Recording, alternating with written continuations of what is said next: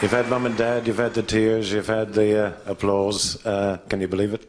No, it's still, just can't. It's unbelievable. Now you've watched over the years, and just amazing to come here. Now Ken's already done it now. He's been a great champion, and I'm just thrilled to bits to beat a great champion like Ken. You've broken records, more centuries, you've done all that here, you've become Embassy World Champion, #1. What are you going to do over the next few days? Get drunk.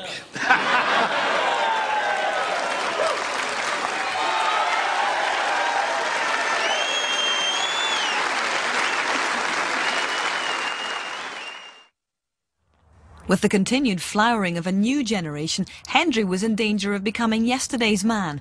Earlier in the season, he'd been at rock bottom, following his 9-0 defeat by Marcus Campbell in the first round at the UK Championship.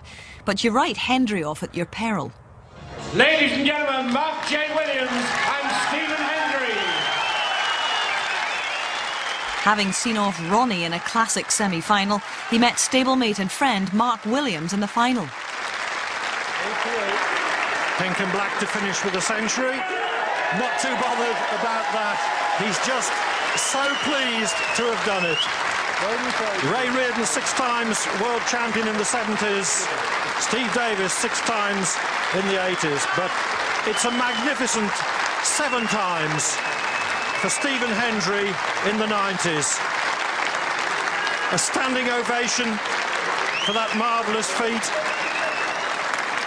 So I've never, gone around saying I'm the greatest player. I would never do that. But I once heard Tiger Woods say that if you're in the conversation where people are talking about who's the greatest player, then you've done your job. That's all you can ask for is to be in the debate. Whether someone will come along and win 7 world titles remains to be seen. But it's certainly a very proud feeling to have won more, certainly here at the Crucible, than anyone else.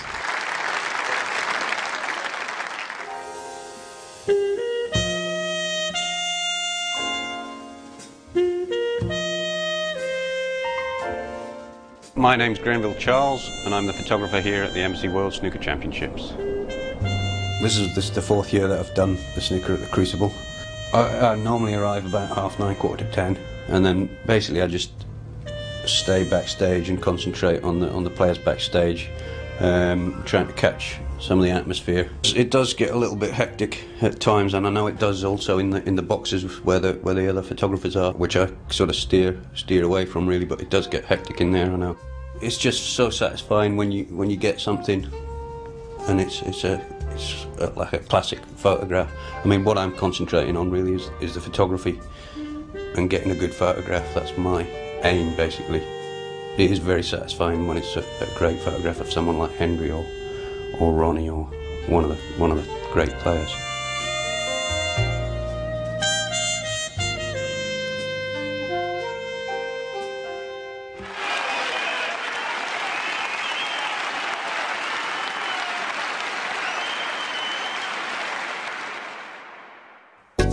A new millennium, a new period of domination. With Hendry falling at the first hurdle to Crucible debutant Stuart Bingham, it was left to his good friend and the new world #1, Mark Williams, to battle past John Higgins in a tense semi and reach his 2nd successive final. And it was to be an all-Welsh affair, his final opponent, Matthew Stevens.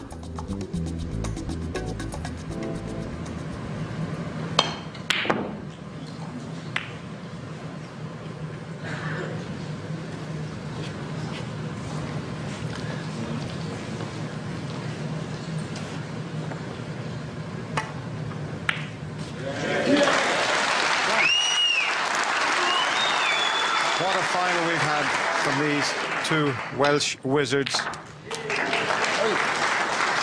Matthew Stevens led 13-7. It was a commanding lead. Another couple of frames and it would have been an impregnable lead. But Mark Williams showed amazing resilience to recover, to win by 18 frames to 16. Williams became the first left-hander to take the title and the first Welshman since Terry Griffiths in 1979.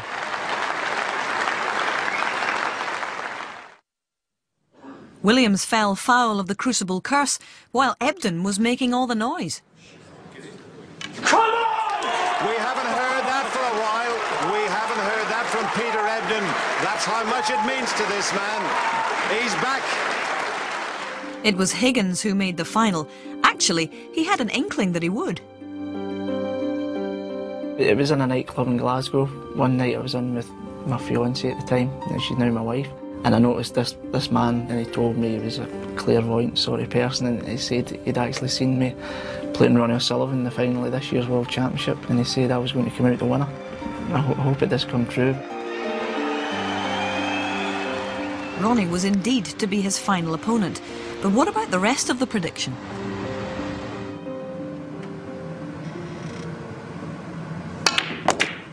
He's got a lot of bottle, this player, I'll tell you.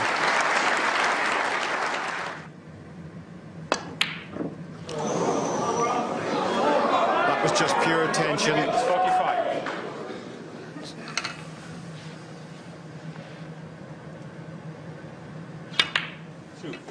Higgins wondering whether he's going to get another shot. No mistake on what was effectively match ball that time. John Higgins was in first in this fray with 45. But Ronnie O'Sullivan clears up with 80. Ronnie O'Sullivan wins the Embassy World Championship. He beats John Higgins by 18 frames to 14 after a fabulous final. And how happy Ronnie must be after all his inner turmoils, all his troubles. This has been the fulfilment of an outstanding talent. And a lot of people kept saying to me, you know, you're the best player never to win it. You will win it one day. Do you think it's your year? And it was getting to be quite a really boring question. So let's put all that to rest. And there, you know, it's just, I'd like to win a few more. I'm just out there, and I really don't care. I don't care if I win, if I lose. You know, if I win, it's nice. But if I get beat, I've got other things to do.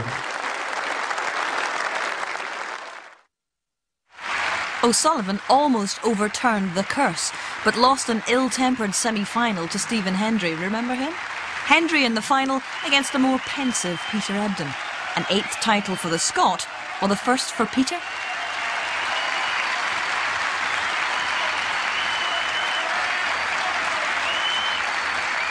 The 34th frame, Ebden leading 17-16.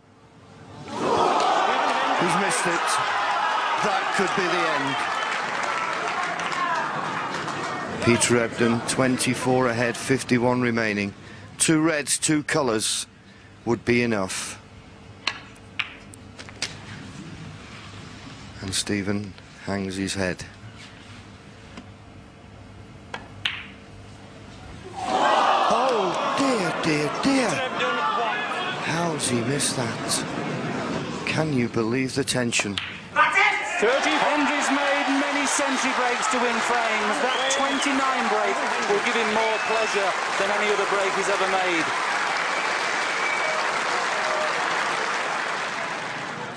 So down to a very tense and very final frame.